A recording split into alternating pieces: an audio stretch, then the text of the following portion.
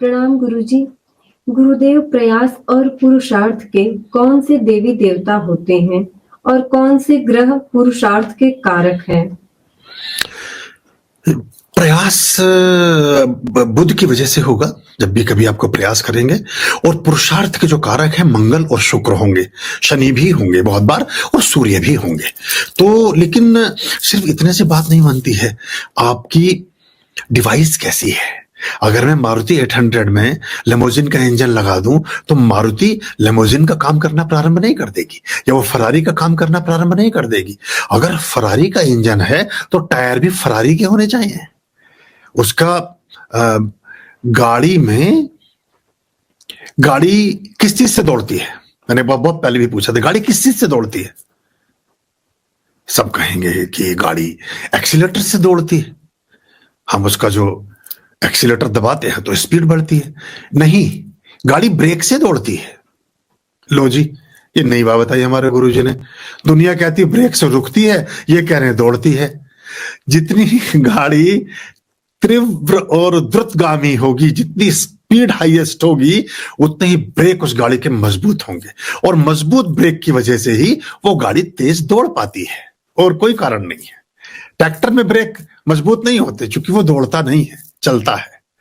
तो कई बार हम जीवन में उतनी ही तेजी से जा पाते हैं। हमारी तैयारी कितनी है, खाली ग्रह भी कुछ नहीं करता। ये टोटलिटी में विकास है।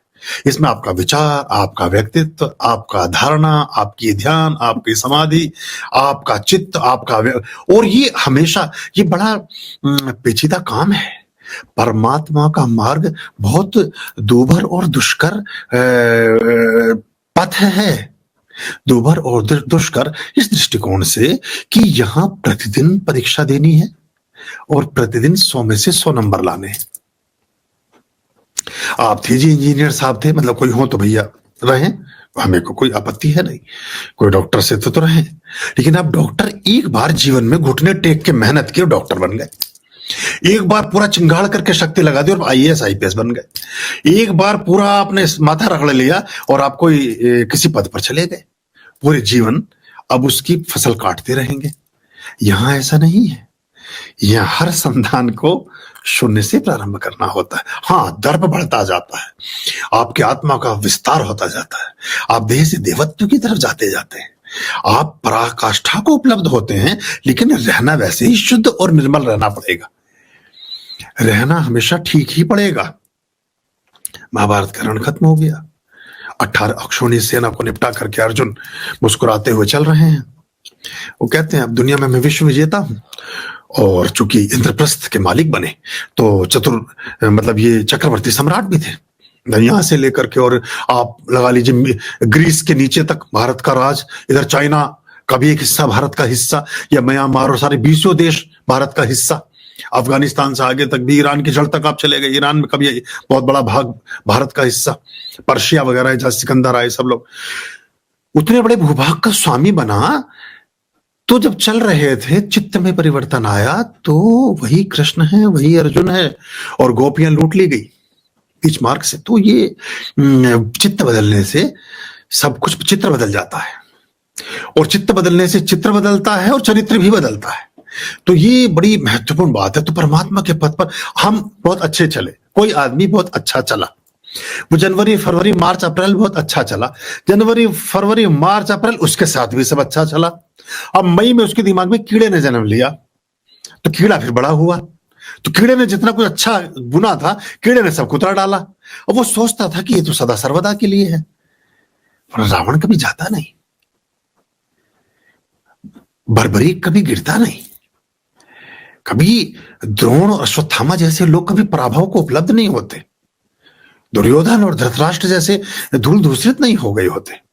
और दुनिया के जितने धनाढ्य व्यक्ति हुए हैं या आज हैं, टाटा हो, धीरू भाई हो, कोई और जी हो, ये जी हो, फिलिप्स जी हो, सोनी जी हो, जितने भी जी हैं, ये सारे जी तो हमेशा जीते रहते हैं।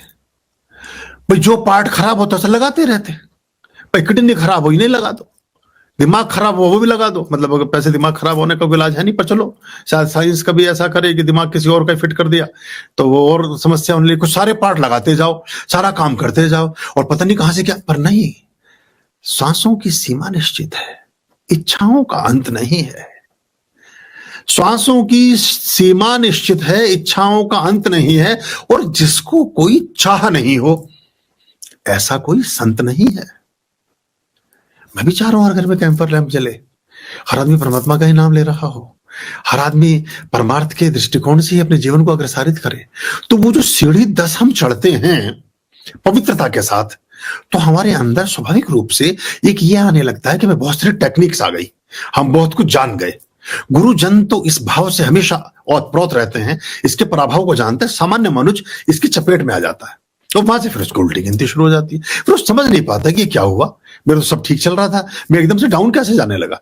तुम्हारे मस्तिष्क के विचार ने कहीं पे विकार को ग्रहण किया है, इसलिए ये डाउनफॉल या इस तरह की चीजें कभी कभी आई। ये हमें ध्यान रखने की बात होती है।